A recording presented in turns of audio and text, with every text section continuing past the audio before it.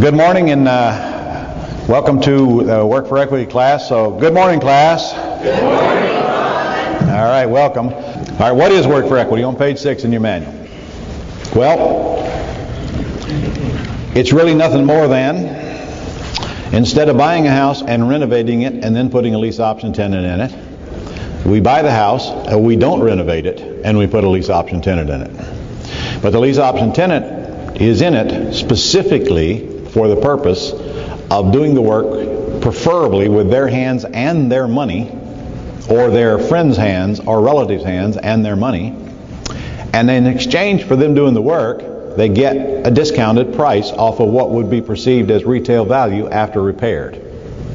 So Work for Equity is, I'll give you some equity if you do the work with your hands and your money. It's that simple. And there's a whole subculture of people out there that are thrilled to do that. And of course, the ideal thing for you to do is to build that list, which is a separate buyer's list, perhaps, than the list that can qualify for a loan. And there's pluses and minuses of this Work for Equity, which we're getting to. Well, who are the best candidates for this Work for Equity program? Again, it is not for every house you do. You are probably going to want to renovate a few along the way and cash out of them. And I'm okay with that. You are probably going to want to wholesale a few. And I'm okay with that. Because that's nice, sweet, instant cash flow. But if you get your head around this Work for Equity thing, you're probably going to have to gag to wholesale a house. Because if you wholesale a house, you are giving away a lot of money. And your perception is that you're giving away the lot of money so that you can get some money now. However, you're going to see you can get more money now with a Work for Equity and then have some more to get later than you can get even with a wholesale deal now. If you can wholesale a house, my friends, then you can buy the property using private funding and bring home cash the day you buy it and still have the equity and the property to produce cash monthly and later, instead of killing the golden goose and wholesaling it and be done with it. Now look, I can make a case for both. As you know, I teach both. And a lot of people out there are wholesaling houses today. It's kind of become the thing in the real estate. A lot of my students have turned into teachers and are training students who are turning into teachers who are teaching wholesaling because it's so pathetically simple a moron could do it. And it is true, an idiot can wholesale a house. I can name a few right now. I'm doing it. You don't need much intelligence to wholesale a house. Anybody could do it. It's not hard. It does take a little training, and it's quick, but it is also killing the golden goose that continually lays the eggs. Now, I'm not here to make a case for buying properties or holding properties today, but frankly, Work for Equity is just a really cool way to hold on to properties for a longer term and let them keep laying the golden eggs and taking away all of the grief of renovations and repairs as they go. See if you don't agree with me by the time this day is over. Your best candidates from a people point of view are the lower income blue collar workers. You're not going to be working in mansions. You will not be working in your dream home here with these Work for Equity deals. It's possible you can, but the market is down in the lower price properties and in the bluer collar market. And these folks will not have great credit. When people come to you on a Work for Equity program, there is a reason they're willing to do the work, and it's beyond the discount you're giving them. By the way, the marketplace today is trained to know that they can get a discount anytime they want it if they can qualify for a loan, which is the problem with the picky buyers. They know they can pick and choose. I never did like the picky buyers. Picky meaning they got good credit and money. They're my least favorite buyers. They're a pain in the neck. They actually want things their way, because they know they can get them their way. They can pick and choose any property in that price range, anywhere in that marketplace, and go qualify for a loan and buy it. And they know in this marketplace of the buyer's market that they get to choose. And believe me, even the lower end buyers know that. But Here comes one now that can't go buy a house anywhere they want it because their credit is not so great, or other problems that keep them from qualifying for a loan, which really doesn't take that much today, does it? In fact, 75% of the people out there that would love to buy a home cannot qualify for a house right now. Well, we can help them qualify. We can create a tremendous public service by helping them qualify, by giving them time to prove themselves, and while they're fixing the house, of course, with their own money and their own labor, while we work to get them qualified, to get them financed on the back end. Nobody's going to do that for them if you don't. Basically, we're becoming their life coach. Along the way, they're going to get trained on credit, as well as create a track record by making their payments on time and showing commitment by doing the work on the house. And believe me, the lender's going to see all of that. And the idea is to take a C- buyer and turn them into a B+ buyer. They're never going to be A's, but B+ is good enough because we can get them financed with B+. If you truly understand the art of residential real estate, and you don't violate my rules, and if you buy them without using your money and without using your credit, then there hopefully will become a time in your life when your cash flow is good enough to where you really don't care if they cash you out or not.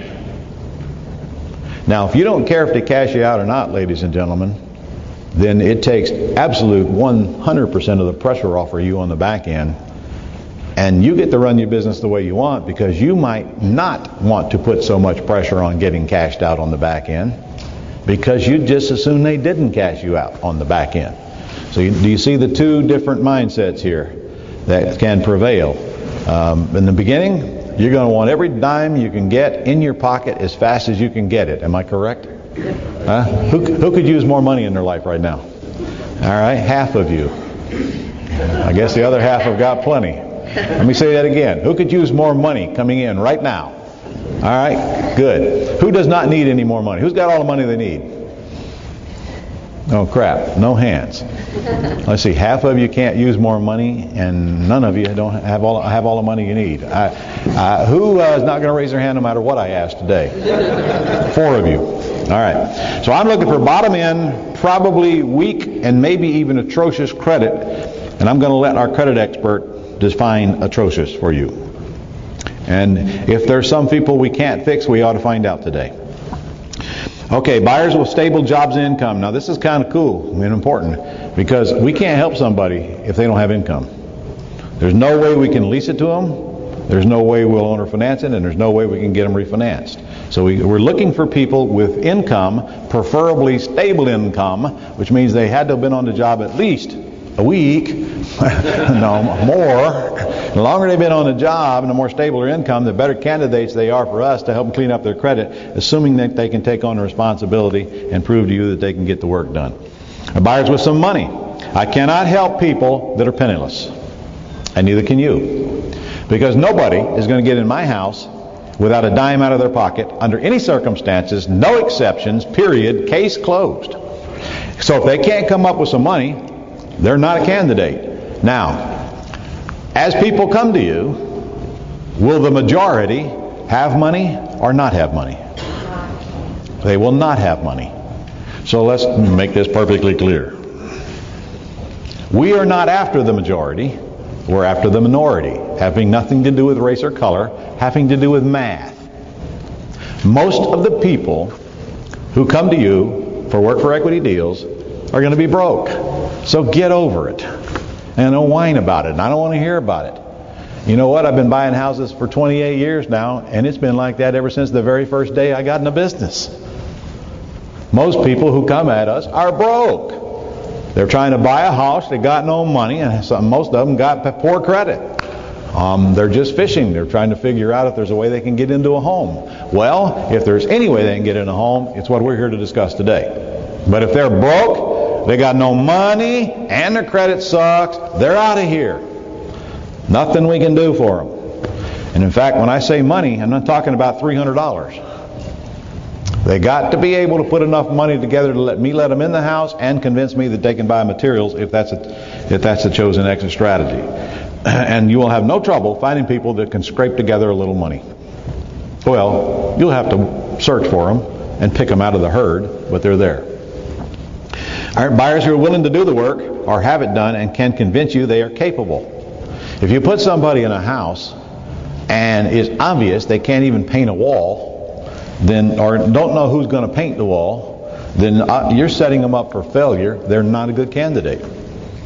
And you're going to find that a lot of your candidates are already in some kind of a service business where they're doing the stuff that they're going to be doing when they get in your house.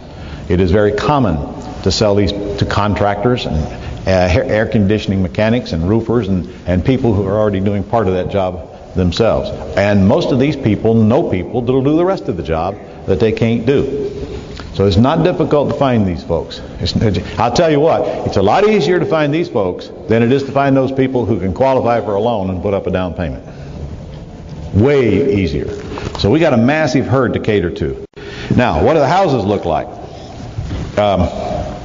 Ryan, what am I doing here? Oh, cool. I actually made an electronic gadget work. Okay, now look. I'm showing you a picture of a house that I own right here that I bought at an auction. Now, that's kind of what these houses look like. And once you've seen one, they all look alike. I've done about 2,000 of these houses. And frankly, they're boring. They're boxes. They're usually 3-bedroom, 2-bath houses. Some of them are 4-bedroom, 2-bath. Some of them are a bath and a half. Sometimes they're even 1 bath. I don't like 2 bedrooms. I'd much rather have 3 bedrooms, but we do 2 bedrooms as well. In fact, I'll show you one or two in a minute. But they're all boxes. Now, if we live, this is a house that's in the south. If you live in the north, they're probably 2-story frame boxes. If you live in Canada, they're probably 2-story frame boxes. But they're just boxes. They're going to run it, well, box to me. Okay. There was a time in my life when this was my dream home. My dreams were, kind of low. And if this is your dream home, we got to work on your dreams. That's all I can say. This is nobody's dream home. However, for first-time home buyers, maybe last-time home buyers, and some middle buyers, this is their dream home because they're coming from an apartment moving into a home. And any home is your dream home when you're living in an apartment. So it's low-end housing, but it's not housing in war zones. It's not housing where it's dangerous. It's not housing where people are afraid for their life and need a gun to survive. It's not housing where you don't want to turn your kids out in your front yard at night. It's housing that looks like that housing, but it's not in that particular pocket of your city. You will all be able to identify your war zones. And in Canada, you don't need to worry about it. You don't have war zones. What you have up there is free health insurance, which we're about to have down here, it looks like, if there is any such thing. All right, this is a house I bought at an auction. It's worth about $120. R means after repaired value. And we paid $42,500 for it. I don't get hung up on those numbers. If you live in San Francisco where Bob here lives, you probably aren't buying it for $42,500. It'll probably cost you $43,000 where he lives. However, Bob's telling me he's got houses all over San Francisco area now that you can get for less than $200,000 that used to be worth $500,000 or $600,000, right, Bob? Well, you know what? That's common in the United States of America. What we can buy today used to be worth a lot more, residential and commercial. In Canada, you won't be buying a house for $42,500.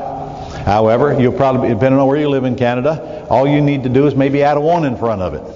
And in fact, if you add a 1 in front of the purchase price, you should add a 1 in front of the profit check as well. In fact, I'd prefer that I were in a higher price product. But it works as long as you stay down on the low end. This particular house, we did renovate it, and it's listed for $99,500 renovated. But we didn't have to renovate it. We could have sold it on a work for equity. There's one we did sell. That's the one we sold and closed on here just a few days ago. My personal assistant, Tish, took control of this one and sold it, and I split the profit with her. It was worth, actually it appraised for $115,000. We thought it was worth $120,000 when we bought it. Appraiser knocked it down a little. We sold it for $98,500. In excellent condition, gorgeous, to a qualified buyer, and cashed out of it. And I want to bring back that here a little bit because it cost us $13,000 in cost to sell that house. Now you write that down, incidentally. We sold for $98,500. It cost us meaning me, $13,000 by the time I paid the closing costs for the buyer for bond money. I did have a realtor involved. Realtor sold that house. So that was 50 some odd $100 of the 13,000 bucks.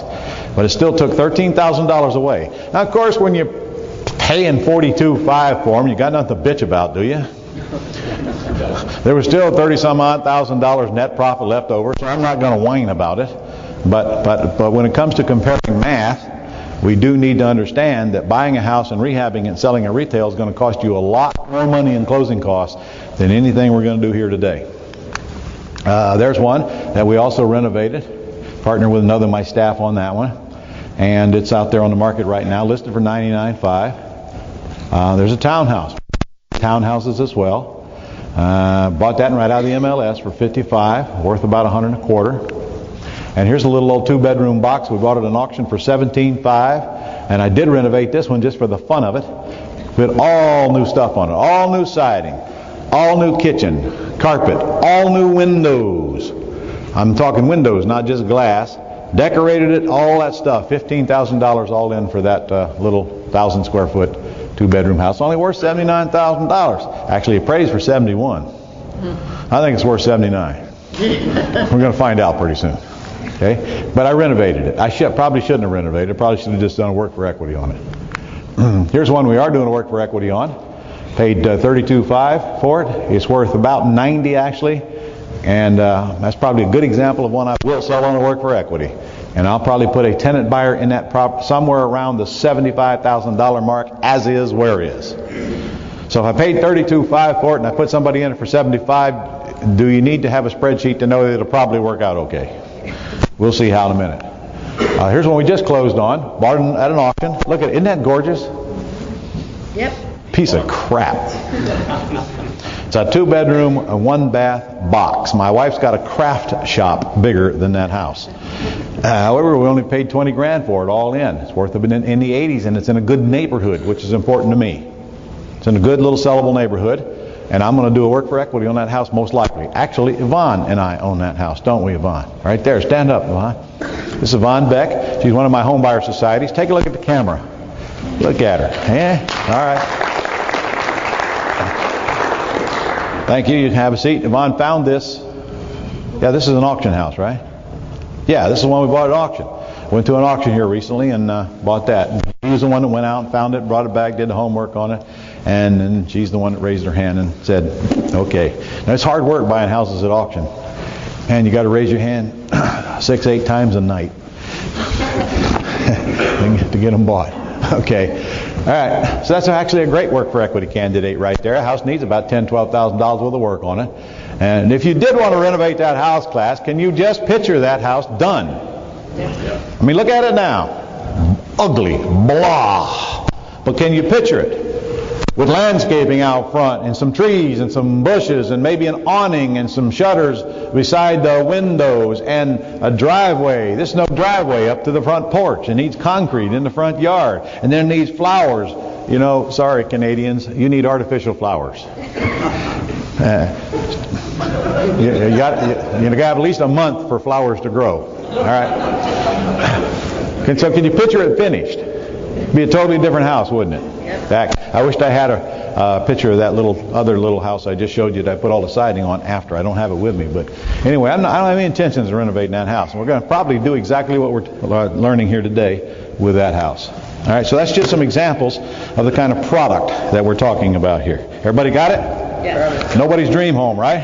Nope. Right? Right. All right. So, if you live in a fancy neighborhood, especially one with a gate on it, you know you got to get out of your neighborhood to go find the product. And this is the kind of product you're getting the best deals on out there, guys, right now.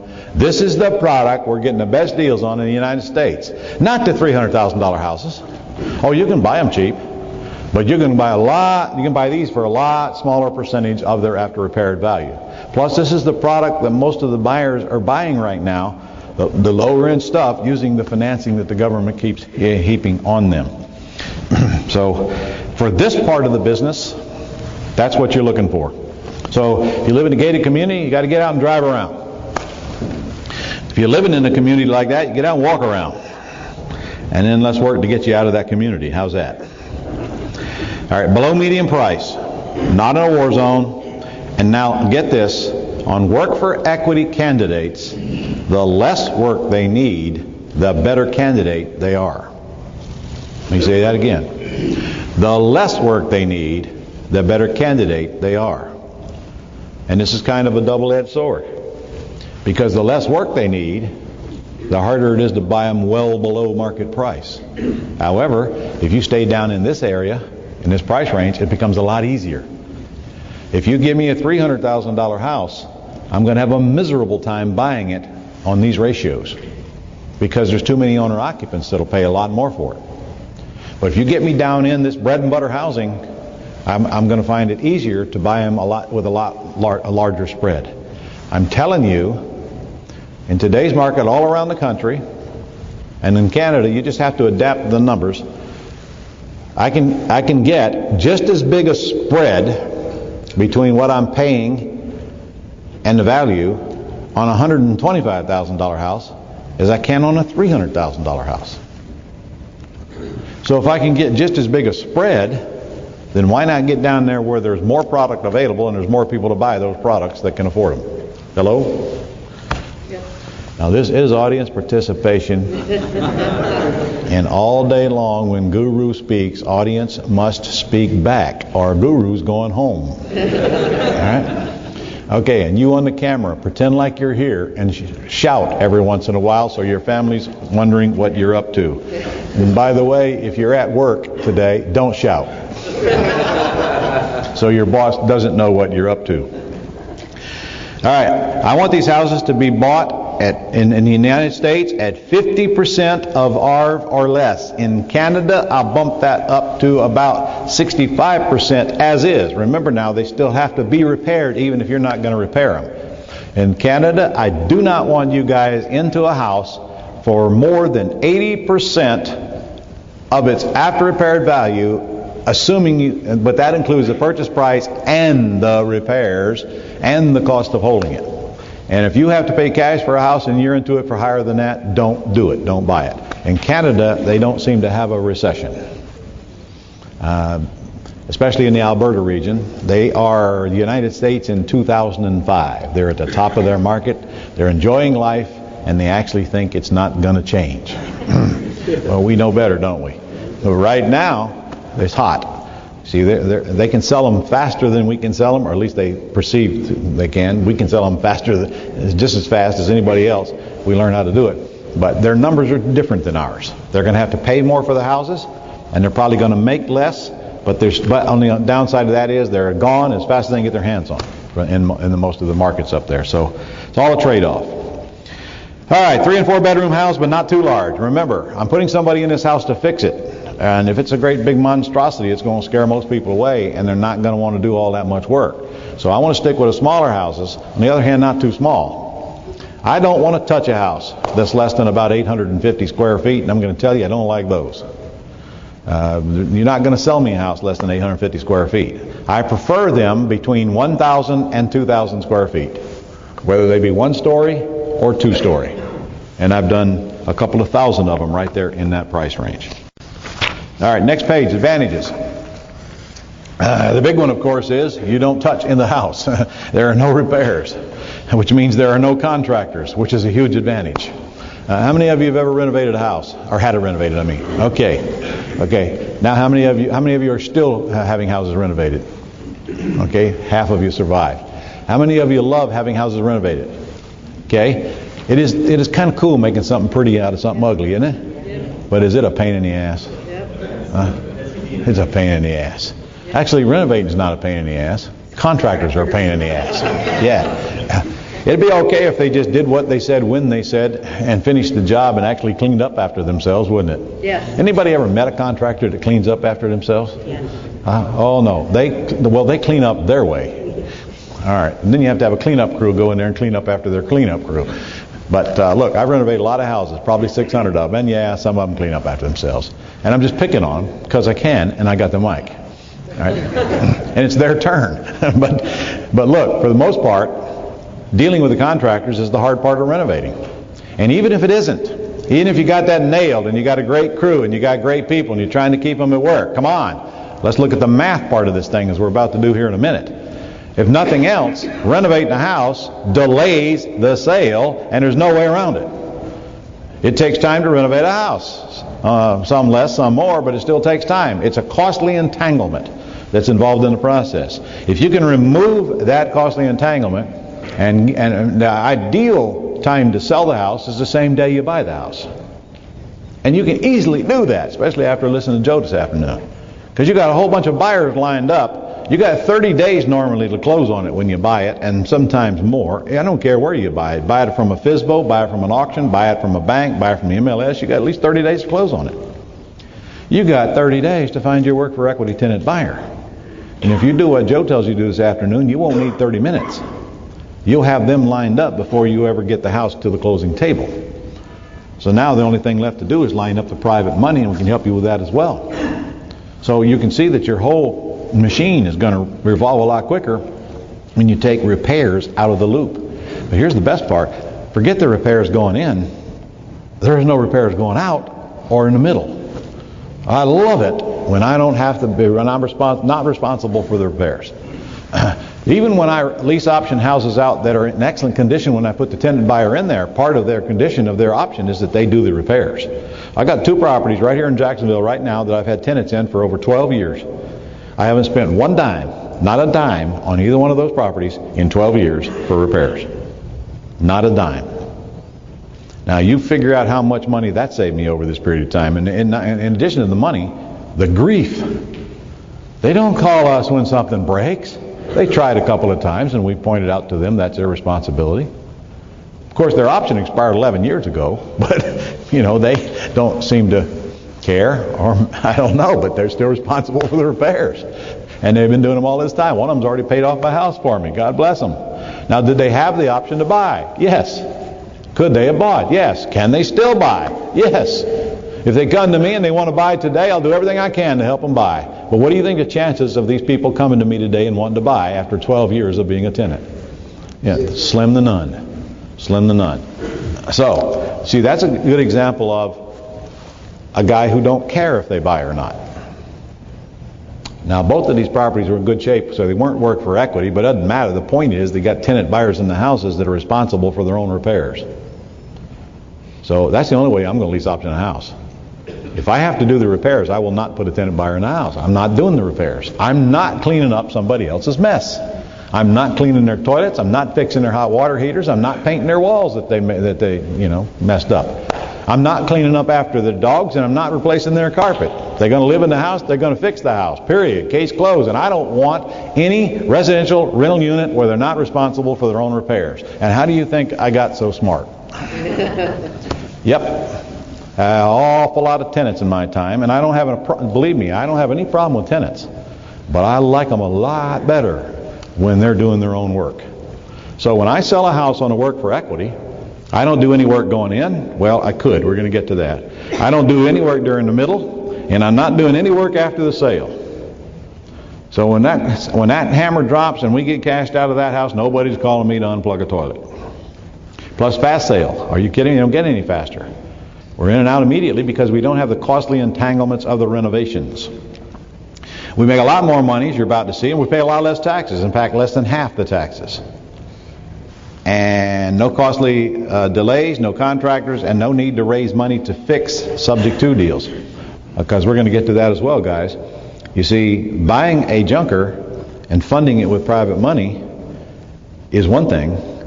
But then there's the whole universe out there of properties that we can take over subject to that also need work, that we can put tenant buyers into with their money and their hands and let them do the work, so we don't have to raise money to fix the house. Disadvantages. Imagine that. There are disadvantages. We don't get all of our money up front. We don't get all of our money up front like we do on a wholesale deal or like we do on a rehab deal. On the other hand, you mark my words, you will probably wind up getting almost as much up front on a work for equity deal as you will on any rehab deal. That you don't get anything up front. Well, on a rehab deal, you got to cash out of it. On a work for equity deal, you're going to get paid the day you buy it. Most of them. Disadvantage, you're actually going to have people move out and not close. And not keep their promise. It sucks. And in fact, I'm going to tell you, you're going to have more move out than cash out. Because that's the nature of the beast. But it also depends on your participation in the back end to get them qualified for a loan and move them to that table. The more aggressive you get there, the more of them you'll get cashed out. The better you get at selecting them on the front end, the more of them will get cashed out on the back end. The less you care, the less of them will get cashed out. It's the way you run your own business. But you're going to have turnover. And it doesn't work very well on high-end homes. For some reason, people buying a $500,000 house just would prefer not to do the work. They want it done when they buy it. They want a pretty house. They're a different class of buyer. They got the money. They got the credit. They don't have to do the work. They're all going to do their own decorating, but they just don't want to do that much work. Will it work? Yes. But is that your model, your business model? Not so. The lower end houses is your business model. All right. Let's do some numbers to convert this to math. In this case, thank you, ma'am. We got $150,000 ARV, which by and large across America is kind of a very decent normal house. Some areas you can't buy anything for $150,000, and in Canada they still got some $150,000 houses, but not the norm. Let's say this house needs $15,000 worth of repairs if we had them done. Now, if we hire work done, do we have to pay labor to get it done? Yes, we do. We have to pay contractors, plus we have to buy materials. Keep in mind, if the tenant buyer is getting the work done, all they got to do is buy materials. And they're not going to buy anywhere near as much as materials as you are, because they're not going to fix it anywhere as nice as you would fix it. They're going to do only that which needs to be done to get it financed and to satisfy their needs for living in the house. For example, I may replace the carpet. They may clean it. I may replace the kitchen cabinets. They may paint them. I may add ceiling fans. They may be happy with the ones that are there, or with lights. I will maybe replace some windows. They might be okay with them because they're not required to be replaced. They just probably should be. I might add, as I say, we're in the north. I might add central heat and air. They might be happy with just heat. And there's a whole list of things that they don't have to do to get it financed and may not want to do because it takes money out of their pocket to buy the materials. We're going to cover that list in here. However, for me, I've got to not only fix it, but I got to sell it. So if I got to sell it to a qualified buyer, I got to make it nice. Not only got to make it nice, I got to stage it. Well, see, they're not staging it. They're moving into it. They're staging it with their own crap. So I'm going to do a lot more work to a house than any tenant buyer is going to do. I may replace a roof because I think it's going to need one in the next few years, and I just soon get it done, make it a little more sellable. They may not need to replace that roof because they can get it financed with the existing roof. So there's a big gap between what they'll spend and what I'll spend. So they're not looking at it through the same $15,000 eyes that I am. If it cost me $15,000, they're probably thinking it's going to cost them about $1,000 to $3,000 worth of materials max. Plus a couple of cases of beer for their buddies to help them. Plus, they can extend that over a period of months if they want to. They don't have to have it all at one time. Of course, I got to have the money right now if we have a contractor to do the work. So does everybody understand the difference between looking through their glasses and looking through your glasses when you're looking at a repair cost? Now, if you're going to spend $15,000 to do work on a house, will that do a lot of work to a house? Yes, say yes, it will. I showed you one. I put new vinyl siding on, all new windows, central air in the backyard, new kitchen, new carpet, new paint, and spruced it up for $15,000 total. And now, and by the way, in Canada, you can take our renovation cost here and probably add about 25% to them. So $15,000 job to us, $20,000 to them. Either way, big gap between our price and their price, and the tenant buyer's price. Now, on this particular house, we've gone to an auction, or we bought it out of the MLS, or wherever we're going to get it, and we've agreed to pay $70,000 for this house that's worth $150,000 after it's renovated. Now, $15,000 worth of work to us looks like $30,000 or $40,000 to the untrained eye out there. But guys, many of you work for equity tenant buyers are not untrained eyes. They know what it costs to do this work, because many of them are right there in the industry doing it day in and day out. In fact, they laugh at us for the prices we pay based on what they know it costs for some of this stuff they're putting in these houses. I just had a guy quote me $7,000 to put a central heat and air system in a 1,200 square foot house. Now, he didn't know that I know that he was full of crap. All right. Now, could you easily pay $7,000 put central heat and air? All you got to do is call the guy with a big ad in the Yellow Pages, and you'll pay $7,000 put central heat and air in that house. But then I said, John, let me ask you a question. Now, you need to know before you answer that I know the answers that I'm asking you to answer.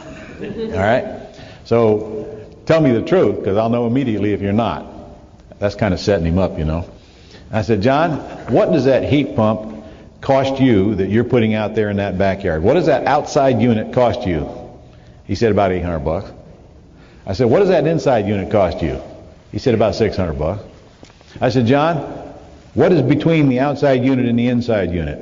He says, tubing. And what makes all this work? He says, the thermostat on the wall. I says, are you intended to change the thermostat? Well, he said, no, I didn't intend to.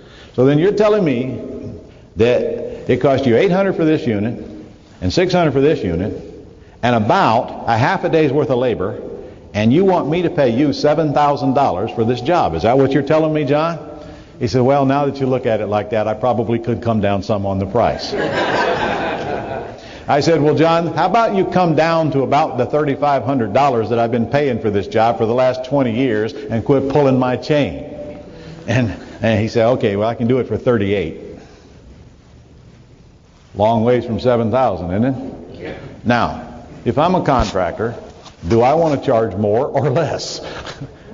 So, you're a contractor. Do you want to get paid more or less? Hello? More. I don't blame the guy. He just, take it out on somebody else, not me. I know too much. And the same with you. If you can 10 people up against the wall and you'll get 10 different bids, and there'll be vast differences in them for the exact same job.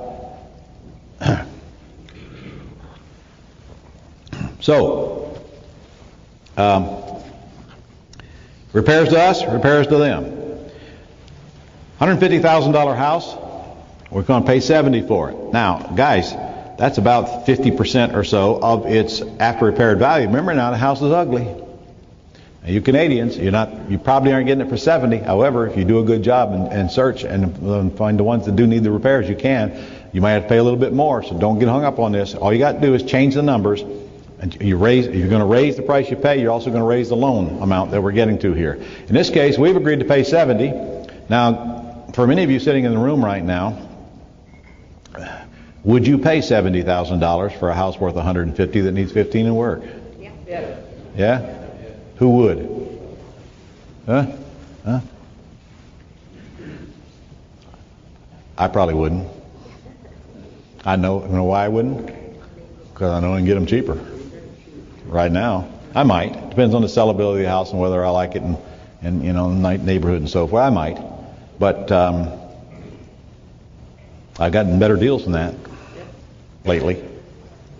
All right, so we borrow $100 from a private lender. Now, who's a private lender? All right, now let me get this straight. Let me be perfectly clear. A private lender is a human being.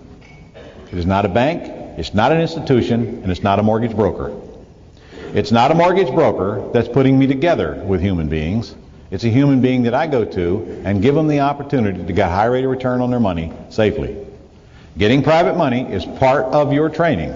If you're going to get into the I'm paying all cash for houses business, then you might as well get your head out of the sand and understand that if you just learn one more thing and implement it, and that's raising private money, it's pathetically easy to do, and it gives you a whole new bunch of extra strategies that you don't have as your wholesaler.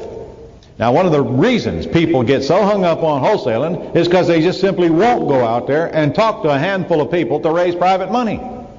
So they take the easy, non-confrontational way out, and they flip it and they make a few bucks and be done with it. Raising private money will quadruple your income, as any of these PIC members will tell you.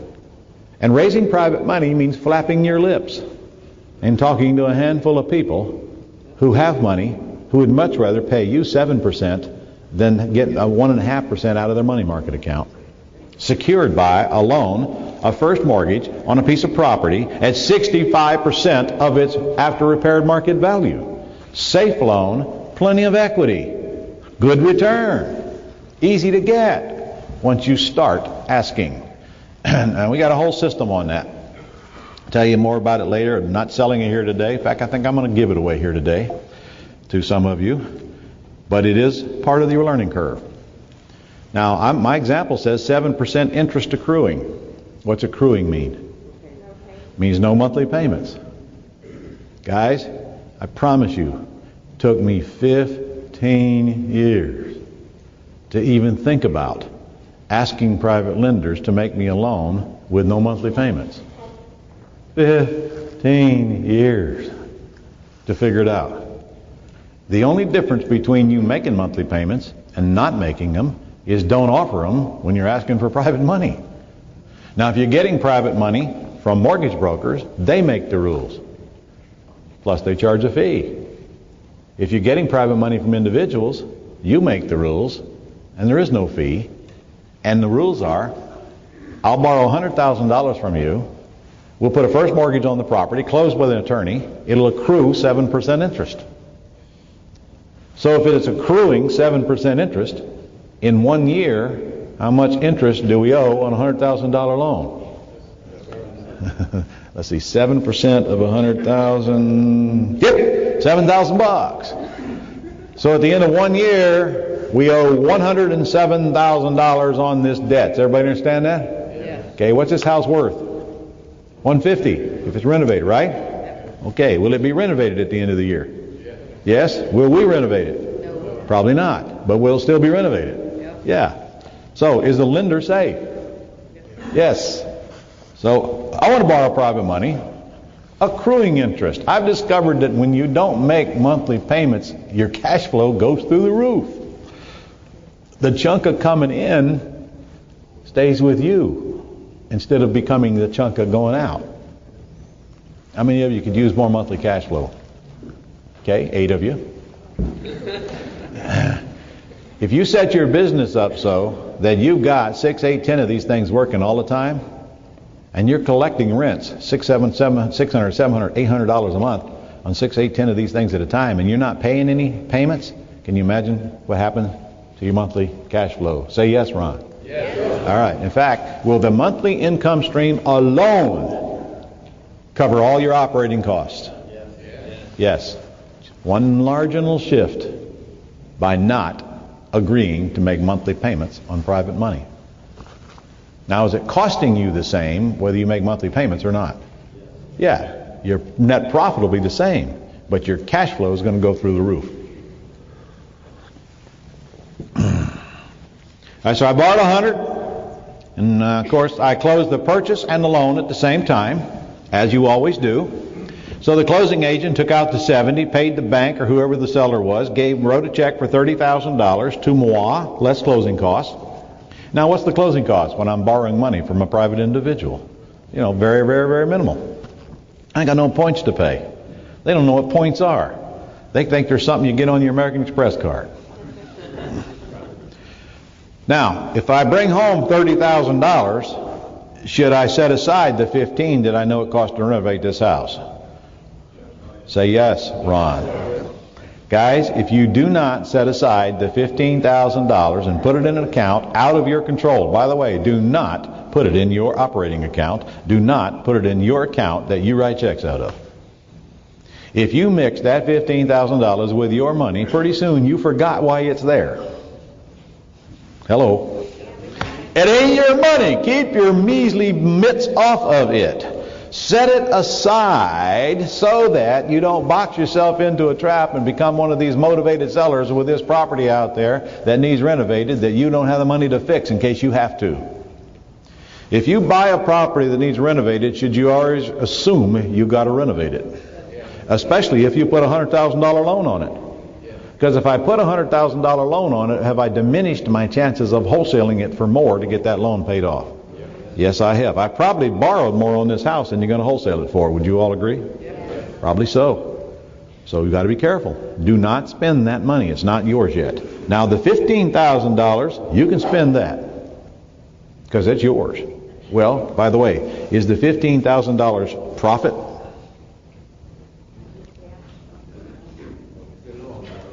No, it's not. It's not profit. You do not have a profit until the day you cash out of the house. Borrowed money is not profit. The only way you can make a profit is to sell the house. However, it is cash flow that you can use. Just keep in mind, you still owe the 100. You can't use the 15. Now, not yet anyway. Now, isn't it reasonable to assume that if I get the property renovated, then I can spend the 15 if I want to? Now, of course, how am I going to get this property renovated? I'm going to put my tenant buyer in there and let them get it renovated so that I can go get my $15,000 out of my escrow account. My escrow account. Not some mortgage broker's escrow account telling me when I can get my money. So are we all financially literate enough to know to set this money aside and not spend it? Not spend it even when an emergency comes. Not find a reason to take the money out because we're going to put it back later. In fact, I'll tell you what you do, gentlemen. You put it in a separate account that requires your and your wife's signature to get money out of it. That'll fix that problem right then and there. And ladies, he don't touch the money. No matter what good excuse he has, and a Harley is not one of them. He don't touch the money.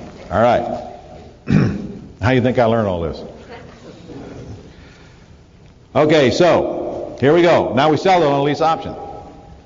But we're not going to sell it for $150 because it needs $15 in repairs to us. What does it need in repairs to our buyer? 2 or 3. So we give our buyer a break. We sell it to him for $135. Remember now, get this now, this is very important that you get this internally. If I'm selling to an owner-occupied, qualified buyer, guys, I'm probably going to have to, in this market, take that $150,000 value and knock it down to $135 or so anyway. Wouldn't you agree? Yep. Yes? Yes. I just showed you. I had one pay for $115, sold it for $98. However, am I selling to a qualified buyer with good credit and down payment? No. So when I pull this buyer out of the woodwork, I make the rules. There ain't going to be no price negotiating unless I feel like negotiating. Because the price is not the issue. Here's the issue. You get to move in my house. You get the option to buy my house at a discounted price. You get to fix the house any way you want to fix it as long as you do this minimal list that you and I are going to agree upon. And you get to buy it whenever you feel like buying it, as long as it's within this term that we agree upon, which is ample time. And I'm going to get your credit cleaned up for you along the way so that you can go make a bigger mess later after you buy my house and buy stuff you can't afford. You can get all these advantages. In the meantime, you get to live in the house, call it your own, bring your friends over and tell them you own the house. We won't tell them any different. Because in fact, they have an option to buy it. They are in control of the house. It's a unilateral agreement. Until they violate their rules or buy the house, you can't do anything but sit around and wait for them to pass or play. Huge advantages to the buyer. In return, we ain't negotiating price. Especially when we have 2,238 buyers on our list like Joe McNamee. The price is a $135. If you don't know I got a price, oh, I forgot. I'm on the internet. I better not do that. Okay. I'm selling it as is for $135. I'm going to get $3,000 deposit if I can. Would I take two? Who'd take two? Who'd take two? The answer, every single one of you. Okay.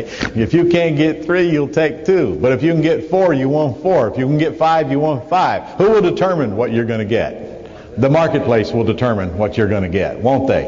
Okay, so don't get so cocky and think that, I don't get $5,000, I ain't putting nobody in that house. Right. I hear you. I don't believe you, but I hear you. Now, could you get 5? Yeah, I hope so. And let me tell you what will help you get 5. You may even get 10. You may get more. If you truly understand the magic created here if you do it correctly. Number 1, I don't have any monthly payment going out. Therefore, am I under any time pressure to put somebody in this house? You see how important that is?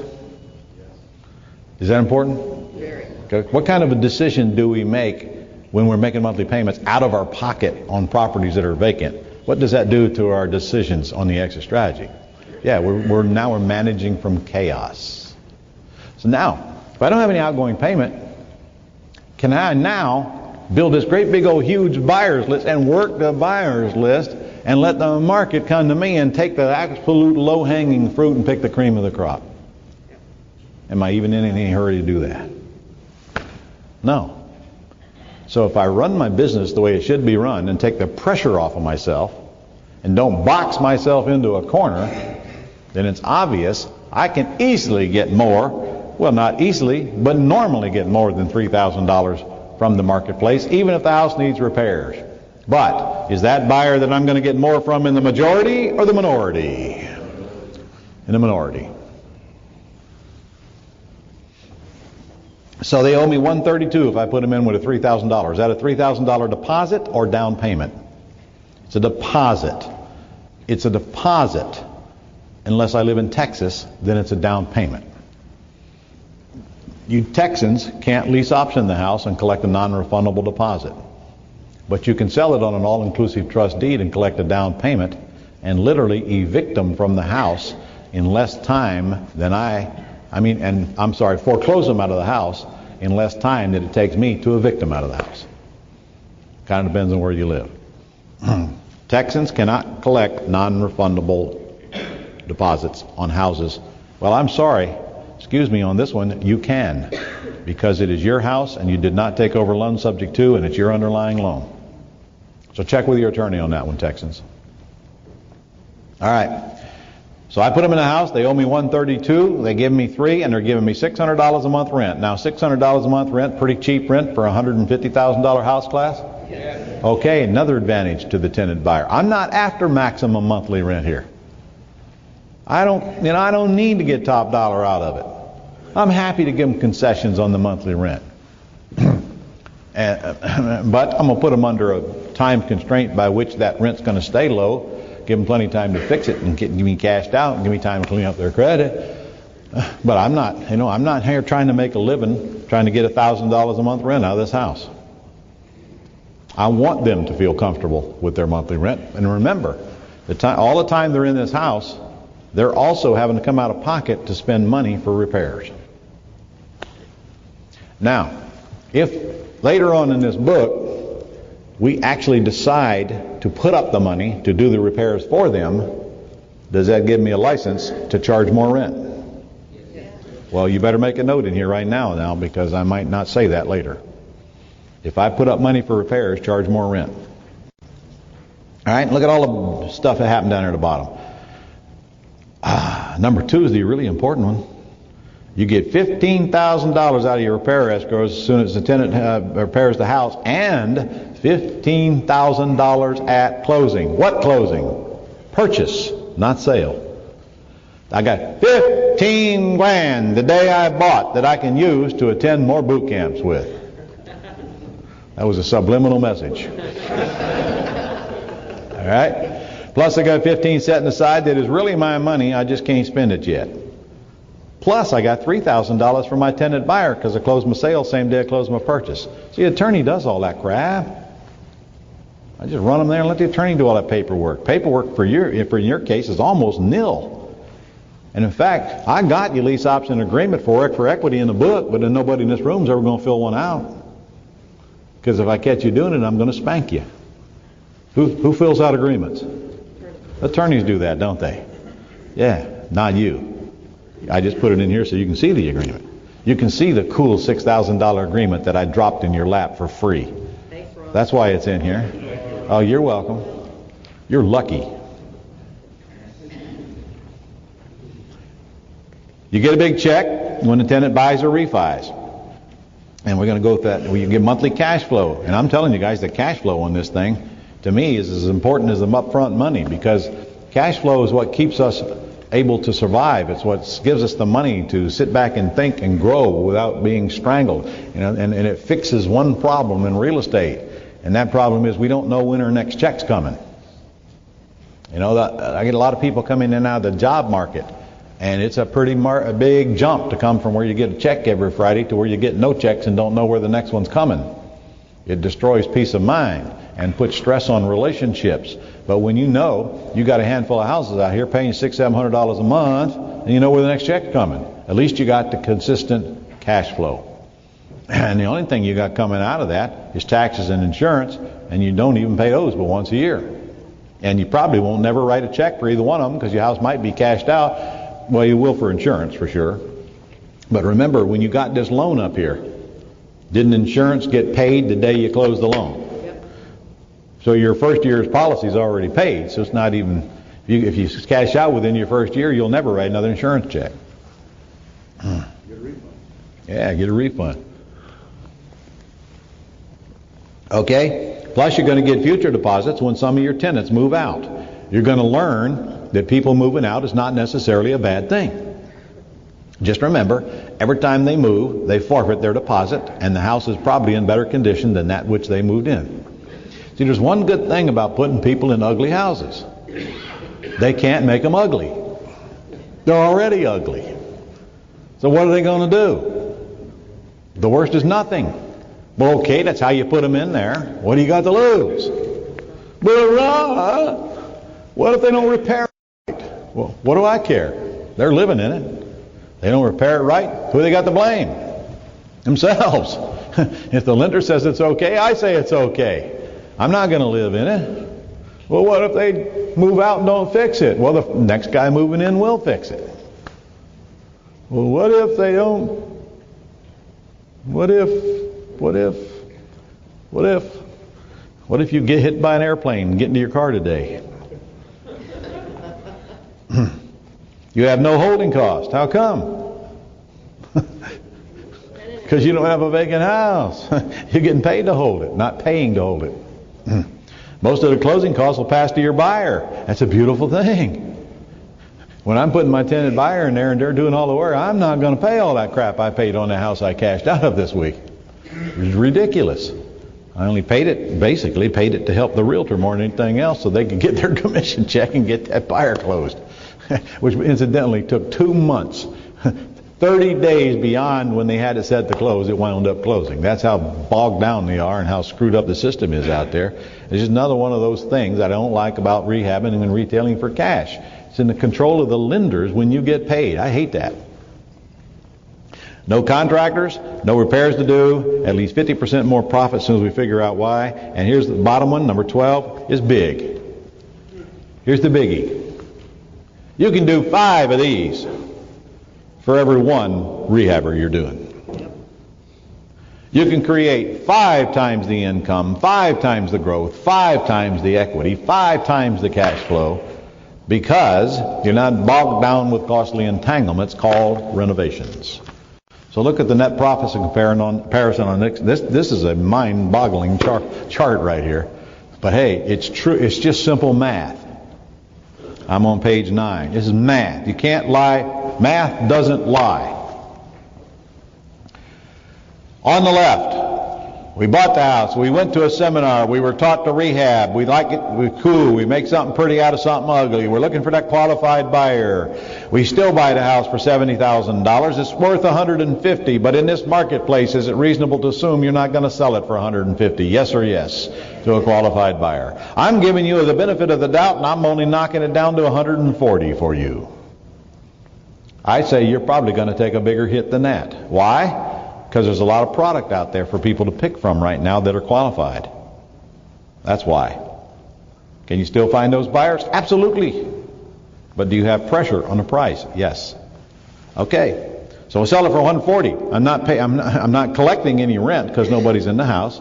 Purchase price is still minus $70,000. Now I did the repairs, so I got to take the other $15,000 out that I spent. I got to subtract 6 months interest. So if anybody in this room doesn't think you're going to pay 6 months interest buying and renovating and cashing out of a house, all that means to me is you haven't done one yet. In fact, if you get in and out in 6 months, you did good. Now, will some of them take less? Will some of them take more? Should we easily use an average of 6 months? Yes. And how do we get to an average? Some more, some less, average, middle. Right, Rick? CPA, he explained average to you. Okay. Miscellaneous cost, $10,000. Well, what's that, Ron? There ain't no way I'm going to spend $10,000 selling a $140,000 house. Oh, really? I just told you it cost me $13,000 to cash out of a $98,000 house. Now, granted, that did include real estate commission. But also granted, you're at a $140,000 house, not a $98,000 house. You're going to spend $10,000. And you're going to be darn lucky if you get by with $10,000. Very lucky. And remember now, that includes the cost of finding the buyer and then the cost of getting the buyer through the system, qualified, and all that junk that's on that HUD-1 that you have no control of, that the seller almost always pays. So you're going to net $41,500. Nothing wrong with that, is there? Nope. Who'd be happy netting $41,500 on a $140,000 sale? Yeah, all of you should be raising your hands. That's a lot of money. That's as much as some of you make in 3 or 4 months' work on the job. Assuming you had a job, right? And if I'm selling houses like this, am I in long-term capital gains or short-term? I'm in short-term. Short-term means 35% tax bracket. You say, well, Ron, I'm not no 35% tax bracket. And I'll say, well, class, you will be. You do a couple of these a year. So you're in 35% tax bracket. And there goes to Uncle, which you know they need the money now. And they're going to need more of it. And just for the record, if you think the 35% tax bracket is going to stay at 35%, you don't watch much television. Your taxes are going to go up in this country almost as much as the Canadians. But you're going to get free health insurance. Yeah. Free. Yeah, free. Look, whether you like it or not, you're paying taxes. One way or another. You're going to pay them peacefully or forcefully, but you're paying the taxes. You're going to pay them with penalties or without penalties, but you're paying the taxes. Right, Rick? Uncle is your partner. And you're getting 35% of that net. So you netted $26,975. Not bad. Still not bad. Now, but just look at the right-hand column now. Same house. Sold it as is for $135,000. But I collected, we're assuming, 12 months rent. Took me 12 months to get my guy qualified and get him cashed out, which is about a good average. Okay? So I collected $7,200 in rent, plus the $135,000. I still paid the $70,000, but I got no repairs. Why? Because my buyer's doing them. I got $7,000 in interest because I kept it a year. 7% of $100,000 is $7,000, so I got $7,000 interest in reality that's coming out of my net profit. My miscellaneous costs on this one's only about $3,000 on the back end because I'm not going to pay near the amount of closing costs I paid over here when I'm looking for that almighty cash out buyer. I might have to pay more than that. I don't care. Give or take. There's plenty of room if I had to pay more. Now I'm down to $62,200 gross profit, but since I've kept it a year, I'm in a 15% tax bracket called long-term capital gains, which you Canadians have as well. Can't remember what your number is. I think it's 20%. They have them up there too. So, I got an after-tax profit of $52,800. Guys, I got 50% more pre-tax profit and 100% more post-tax profit because I did the work for equity over the buy and rehab and sell for cash. Which one's better? Work for equity. Yeah, but I need my money now. I want paid now. Oh, let's turn the page and see if we get paid now. Let's look at our cash flow. Now, does cash flow have anything to do with net profit? Say no. In fact, could you have a net profit and still have lousy cash flow? Could you have great cash flow and have zero net profit? Yes. So the previous page was net profit. This page is just pure cash flow. All right, our first chunk of cash came from the day we closed the loan. We got $15,000 we could call our own, less the closing costs.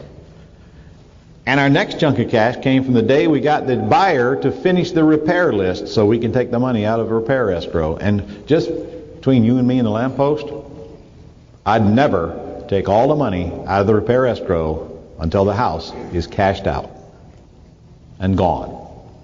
Because you may have to repair, you may have to put some money back into that house later. Smart business decision would be to leave at least $5,000 of that money in that account even after the tenant buyer gets the house in good shape, to prepare for things to go wrong. Do things go wrong where you live? Well, if you don't know that, it just means you haven't done anything so it can go wrong yet.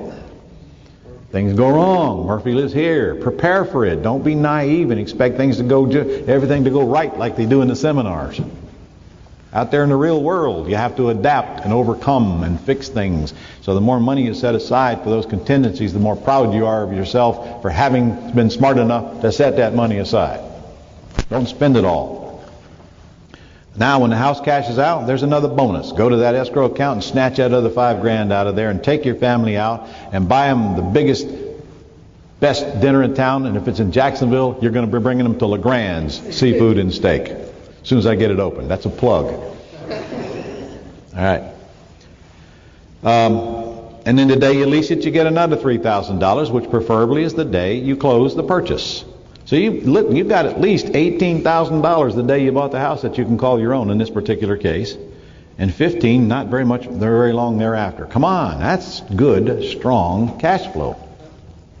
And remember, you didn't get much of that from your tenant buyer, so you're not relying on a marketplace with huge amounts of money bringing them to you. Now, the day you cash out, you get another $22,000. Look down there at the bottom.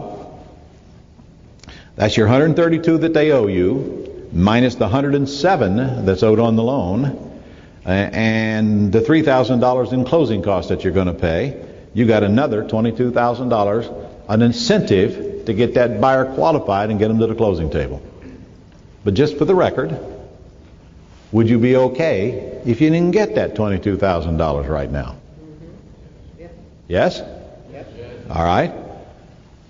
Would it be in your best interest if you didn't get that $22,000 right now? Because the minute you get that $22,000, what do you got to pay?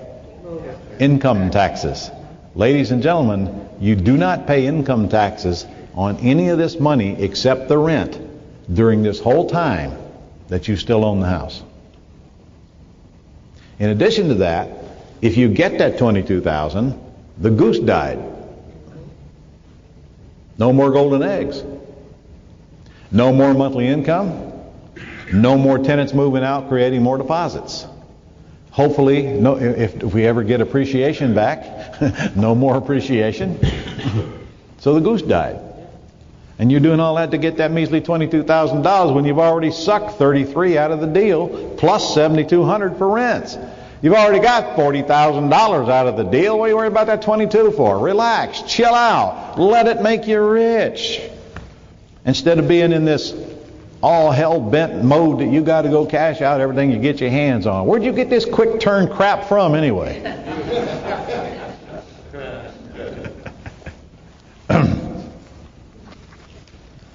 It's all about cash and cash flow.